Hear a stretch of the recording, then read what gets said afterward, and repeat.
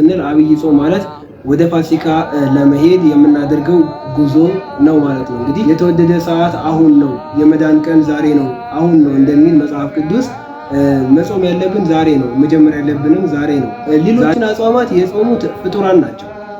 ይህን አብይ ጾም ደግሞ የጾመው ክብር ይግባውና ጌታችን አምላካችን መድኃኒታችን ኢየሱስ ክርስቶስ እና ሦስቱ አርዕስተ ኃጣውእ የሚባሉት ስስት፣ ትዕቢትና ፍቅረ ነዋይ ናቸው። ከሰማይ የወረደው ማን ነው ካልን ክብር ይግባውና ጌታችን አምላካችን መድኃኒታችን ኢየሱስ ክርስቶስ ነው። ለምን ወረደ ቢባል እኛ የመጀመሪያው ሳምንት ጾመ ሕርቃልና የመጨረሻዋ ሕማማት ሲነሱ 40 ቀን ይሆናል ማለት ነው። በስመ አብ ወወልድ ወመንፈስ ቅዱስ አሐዱ አምላክ። የእግዚአብሔር ቤተሰቦች በልዑል እግዚአብሔር ፍጹም ሰላምታ እንደምን ሰነበታችሁ? አሜን። የአምላካችን የመድኃኔዓለም ስሙ የተባረከና የተመሰገነ ይሁን። አትለይምና እናቱ እናታችን ቅድስት ድንግል ማርያም ምልጃዋ፣ ጠብቆቷ፣ አማላጅነቷ ከሁላችን ጋር ይሁን። እንኳን ለታላቁ ለአብይ ጾም በሰላም በጤና በደህንነት አደረሳችሁ። ይህን ጾም የበረከት ጾም ያርግልን።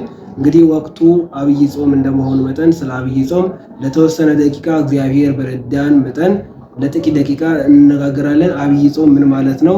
ማን ነው የሚጾመው? ለምንስ ነው የምንጾመው የሚለውን እና የዛሬውን ሳምንት ዘወረደን እግዚአብሔር በረዳን በጥቂቱ እንመለከታለን። ቀድሞ ለነቢያት፣ ለሐዋርያት፣ ለሐዋርያነ አበው ዕውቀትን፣ ጥበብን፣ ማስተዋልን የገለጸ ልዑል እግዚአብሔር ለእኛም ማስተዋሉን ለሁላችን ያድለን። እንግዲህ አብይ ጾም ምን ማለት ነው ስንል አብይ ጾም ማለት ወደ ፋሲካ ለመሄድ የምናደርገው ጉዞ ነው ማለት ነው። እንግዲህ አብይ ጾም ነፍሳችንን ከስጋችን ጋር በምናደርገው ትግል ስጋችንን ለነፍሳችን የምናስገዛበት ወቅት ታላቅ ወቅት ነው ማለት ነው። እንግዲህ ጠላቶቻችን በእኛ ውስጥ ነው ያሉት። እነዚህ ጠላቶቻችን የምንረታበት ናቸው። እነዚህ ጠላቶቻችን የሚባሉት ትዕቢት፣ ስስት፣ ምቀኝነት፣ ንፉግነት፣ አለመከባበር፣ አለመዋደድ፣ ሌሎችም ስራዎች የኛ ጠላት ናቸው እና በውስጣችን ነው ያሉት። እነዚህ ነገሮች አርቀን የምንጥልበት ከኛ የምናስወግድበት ታላቅ የጾም ወቅት ነው ማለት ነው። እንግዲህ አብይ ጾምን በደንብ መጾም አለብን። መቼ መጾም አለብን ከተባለ መጽሐፍ ቅዱስ እንደሚነግረን የተወደደ ሰዓት አሁን ነው፣ የመዳን ቀን ዛሬ ነው፣ አሁን ነው እንደሚል መጽሐፍ ቅዱስ መጾም ያለብን ዛሬ ነው፣ መጀመር ያለብንም ዛሬ ነው። ዛሬ ነው ማለት ቤተክርስቲያን ካወጀችበት ቀን ጀምሮ መጾም መቻል አለብን። ቆይ ነገ ከነገ ወዲያ እንጾማለን ብለን መዘናጋት መቻል የለብንም ማለት ነው። እንግዲህ አብይ ጾም ለምን አብይ ተባለ ከተባለ አባቶቻችን የተለያየ ሚስጥር ይሰጡታል። አንደኛ ታላቅ ጾም ነው፣ ከሌሎች አጽዋማት ይለያል። የብሉይ ኪዳን ምሳሌ የተፈጸመበት ጾም ነው። ከዚህም በተጨማሪ ሌሎችን አጽዋማት የጾሙት ፍጡራን ናቸው። ይህንን አብይ ጾም ደግሞ የፈጠረው ይህንን አብይ ጾም ደግሞ የጾመው ክብር ይግባውና ጌታችን አምላካችን መድኃኒታችን ኢየሱስ ክርስቶስ ነው እና ራሱ ፈጣሪ ኢየሱስ ክርስቶስ የጾመው ጾም ስለሆነ አብይ ጾም ይባላል። ሌላው ደግሞ በቀን ርዝማኔ 55 ቀን ነው የምንጾመው ይህን ጾም እና በቀን ርዝማኔ አብይ ጾም ተብሏል ማለት ነው። ሌላው አብይ ጾም ለምን አብይ ጾም ተባለ ቢባል በሐዘን የሚጾም ጾም ነው። እንግዲህ በዚህ ወቅት እንግዲህ ሁላችንም እንደምናውቀው ከበሮ አይመታም፣ ጽናጽል ለቤተክርስቲያን አገልግሎት አንጠቀምበትም። የቤተክርስቲያን በዜማ በሚያሳዝን ዜማ ክርስቶስን የምታስብበት የምትዘክርበት ወቅት ነውና አብይ ጾምን በእነዚህ ምክንያቶች በሌሎች ምክንያቶች አብይ ጾም ሊባል ተችሏል ማለት ነው። ሌላም በአጽዋም ስርዓቱ ከሌሎች የተለየ ነው። እንግዲህ ቤተክርስቲያናችን አስተምሮ መሰረት ከዘወረደ እስከ ቅድስት ያለው ሳምንት ከዛሬ ጀምሮ ማለት ነው እስከ 9 ሰዓት ነው የሚጾመው ማለት ነው። ከቅድስት ደግሞ ሰኞ ጀምሮ እስከ ኒቆዲሞስ ያለው እስከ ማታ 11 ሰዓት እንድንጾም ፍትሐ ነገሥት ያዘናል ማለት ነው። ከሰሞነ ሕማማት ደግሞ እስከ ዓርብ ማታ 1 ሰዓት፣ ከዛ በኋላ ደግሞ ከሐሙስ ማታ በኋላ ደግሞ ማክፈል ነው።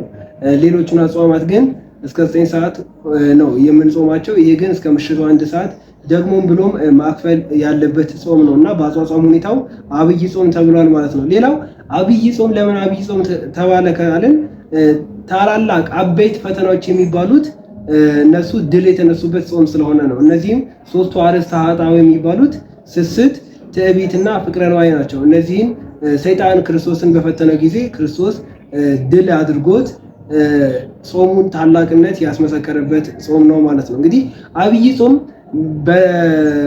ከአብይ ጾም በተጨማሪ ሌሎች መጠሪያ ስሞች አሉት። አንደኛው የሁዳዴ ጾም ይባላል።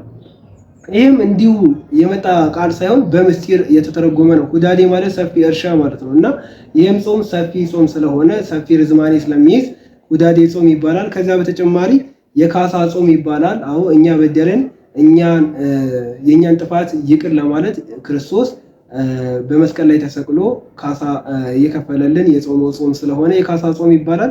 ከዛ በተጨማሪ የመዘጋጃ ጾም ይባላል። እስራኤላውያን ይጾሙ ነበር ፋሲካቸውን ለማክበር። እኛም የክርስቶስን ቅዱስ ሥጋና ክቡር ደሙን በዕለተ ትንሣኤ ለመቀበል እንዘጋጃለን። የምንዘጋጅበት ወደ ክርስቶስ ቅዱስ ሥጋው ክቡር ደሙን ለመቅረብ ወደ ገነት ወደ መንግስተ ሰማያት ለመቅረብ የምንዘጋጅበት ታላቅ የበረከት የጾም ወቅት ነው ማለት ነው። ከዛ በተጨማሪ የአብነት ጾም ይባላል። ያው ክርስቶስ ራሱ ጾሙ ጾሙ፣ ሰግዶ ስገዱ፣ ጸልዮ ጸልዩ ብሎናል እና አብነት ለመሆን አርአያ ሊሆነን በእነዚህ ጾሞች አብይ ጾም ይጠራል ማለት ነው። እንግዲህ መልካም ነው። አብይ ጾም እንደዚህ ከተባለ 8 ሳምንታት አሉ። ከ8 ሳምንታት ዛሬ ዘወረደ ተብሎ ይጠራል እና በቅድስት ቤተክርስቲያን አስተምሮ በያሬድ አስተምሮ በቤተክርስቲያን አባቶች በሊቃውንት አጠራር ምን ይባላል? ዘወረደ ይባላል። እንግዲህ በዚህም ደግሞ የዕለቱ ወንጌል የዮሐንስ ወንጌል ምዕራፍ 3 ከቁጥር 10 ጀምሮ ያለው ነው። ቁጥር 13 ላይ እንዲህ ይላል፣ ከሰማይ ከወረደ በቀር ወደ ሰማይ የወጣ የለም ይላል። እንግዲህ ከሰማይ የወረደው ማን ነው ካልን ክብር ይግባውና ጌታችን አምላካችን መድኃኒታችን ኢየሱስ ክርስቶስ ነው።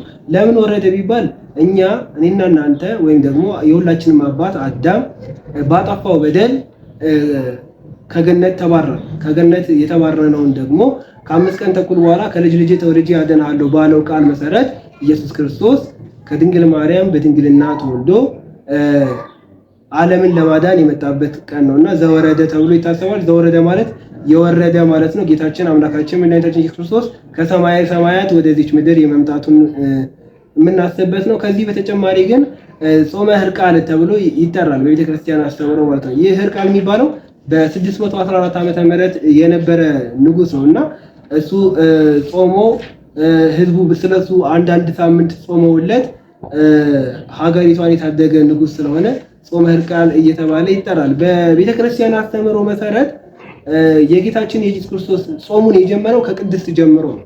የመጀመሪያው ሳምንት ጾመ ሕርቃልና የመጨረሻዋ ሕማማት ሲነሱ 40 ቀን ይሆናል ማለት ነው። ኢየሱስ ክርስቶስ 40 ማለት 40 ሌሊት ነው በገዳመ ቆሮንቶስ የጾመው ማለት ነው።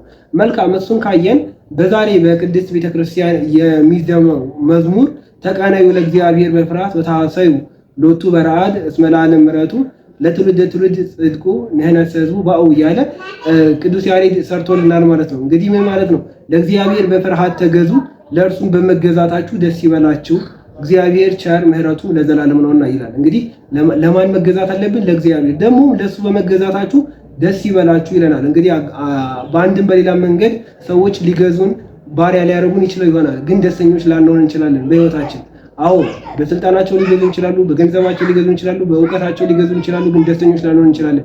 ደስተኛ ሆነን የምንገዛው ለእግዚአብሔርና ለእግዚአብሔር ብቻ ነው። ሰማይን ለፈጠረ ምድርን ለፈጠረ አልፋና ኦሜጋ ትላንት የነበረ ዛሬ ያለ ነገም ዓለማትን አሳልፎ የሚኖር እግዚአብሔር ለሱ ብቻ ስንገዛ በደስታ መገዛት እንዳለብን አባቶቻችን ይነግሩናል፣ ያስተምሩናል ማለት ነው። መልካም እንግዲህ ለእግዚአብሔር በፍርሃት ተገዙ ማለት እግዚአብሔርን መፍራት በህይወታችን ላይ ትልቅ ቦታ አለው። ሰው እግዚአብሔርን ፈራ ማለት ሰው እግዚአብሔርን መፍራት በህይወቱ ላይ አኖረ ማለት ሰው ያየኛል አያየኝም ሳይል ኃጢአትን ቦታ መርጦ ሳይሰራ በሁሉም ቦታ ላይ እግዚአብሔር አለ ብሎ በህይወቱ ሁሉ እግዚአብሔርን የሚያስቀድም ሰው እግዚአብሔርን ፈራ ማለት እንችላለን ማለት ነው። መልካም እንግዲህ እግዚአብሔርን የምንፈራው እንዴት በምን አይነት መልኩ ነው መፍራት ያለብን የሚለውን እንመልከትና እንጨርሳለን። ከፍቅርና ከአክብሮት የተነሳ ነው እግዚአብሔርን መፍራት ያለብን። አዎ ለምሳሌ በአንድ ቤት ውስጥ አንድ ልጅና አንድ ደግሞ ሰራተኛ ቢኖር ሁለቱም አባታቸውን ወይም ደግሞ ባለቤቱን ይፈሩታል። ነገር ግን ልጁ የሚፈራበት መንገድና ሰራተኛው የሚፈራበት መንገድ ይለያያል። ልጁ የፍቅር የአክብሮት ነው። ሰራተኛው ግን ሲፈራ ወይ ደሞዜን ይቆርጥብኛል ወይ ከስራ ያባረኛል ብሎ ነው። እኔና እናንተ እግዚአብሔርን መፍራት ያለብን እንደ ልጅ ነው። እግዚአብሔር አባታችን ነው፣ እኛ ደግሞ ልጆቹ ነን። ስለዚህ እግዚአብሔርን ማፍቀር፣ እግዚአብሔርን መክበር፣ እግዚአብሔርን መውደድ አለብን። ስለዚህ እግዚአብሔርን ስንፈራው በፍቅር እግዚአብሔርን ስንፈራው በአክብሮት መሆን አለብን። ሌላው እግዚአብሔርን ስንፈራው ደስ እያለን ልንፈራው ያስፈልጋል።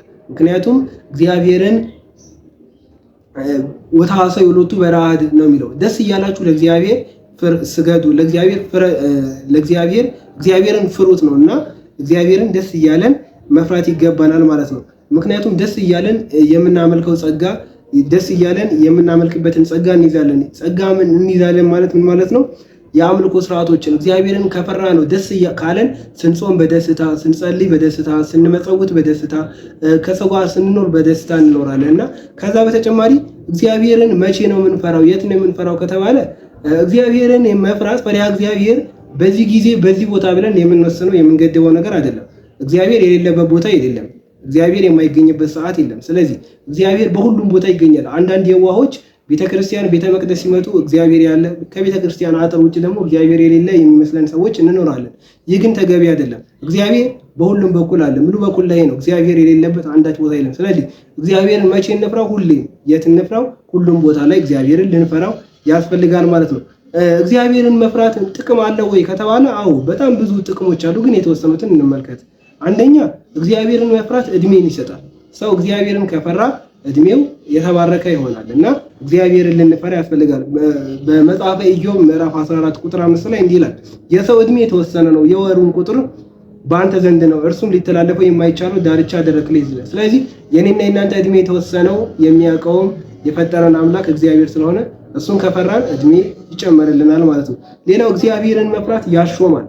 አዎ እግዚአብሔርን ሰው ከፈራ ይሾማል፣ በምድራዊም በሰማያዊም ጸጋ፣ ለክህነቱም ይበቃል፣ ለምድራዊም ነገር ላይ ባለጠጋ ይሆናል። ማንን ከፈራ? እግዚአብሔርን ከፈራ ማለት ነው። ሌላው እግዚአብሔርን መፍራት የመላእክትን ጥበቃ ያገኛል። ቅዱስ ዳዊት ምንድን ነው የሚለው?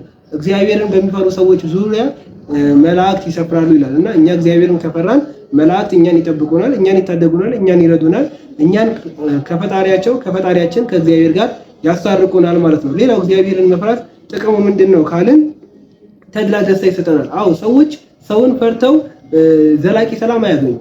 ሰው ግን እግዚአብሔርን ከፈራ ዘላቂ ሰላም ያገኛል፣ ውስጣዊ ሰላም ያገኛል፣ ውስጣዊ ሐሴት ያገኛል። ስለዚህ ተቀናዩ ለእግዚአብሔር ፍርሃት እየተባለ በዛሬው ቀን መዝሙሩ ይህ ነውና እግዚአብሔርን በፍርሃት ልናገለግለው ያስፈልጋል። እግዚአብሔርን መፍራት ሞገስ ያስገኛል። ሰው እግዚአብሔርን ከፈራ በህይወቱ፣ በትዳሩ፣ በትምህርቱ፣ በስራው ሞገስን ያገኛል። ስለዚህ በህይወታችን እግዚአብሔርን መፍራት ይገባናል። ሌላው እግዚአብሔርን መፍራት የጸሎት ኃይል ነው። ሰው እግዚአብሔርን ከፈራ ጸሎት ይጸልያል፣ ጸሎቱ ደግሞ ኃይል ያገኛል ማለት ነው። ሌላው እግዚአብሔርን መፍራት ማለት የታዛዥነት መገለጫ ነው። ሰው እግዚአብሔርን ከፈራ ታዛዥ ነው ማለት ነው። አዎ ተገቢ ያልሆኑ ፍርሃቶች ግን አሉ። ለምሳሌ በኃጢአት ምክንያት ፈሪ መሆን አለ። በኃጢአት ምክንያት መፍራት ተገቢ አይደለም። ሁለተኛው ደግሞ በሃይማኖት መጉደል ምክንያት ሰው ከሃይማኖቱ ከጎደለ፣ እምነቱ ከተጠራጠረ እግዚአብሔርን ይፈራዋል። እግዚአብሔርን ግን መፍራት ያለብን በፍቅር፣ እግዚአብሔርን መፍራት ያለብን በትዕግስት፣ እግዚአብሔርን መፍራት ያለብን በደስታ መሆን አለበት። ሌላው እግዚአብሔርን መፍራት ወደ ንስሐ ይመራናል። ሁላችንም የሰማነው ነገር ግን እየተገበርነው ያልሆነ ነገር አለ።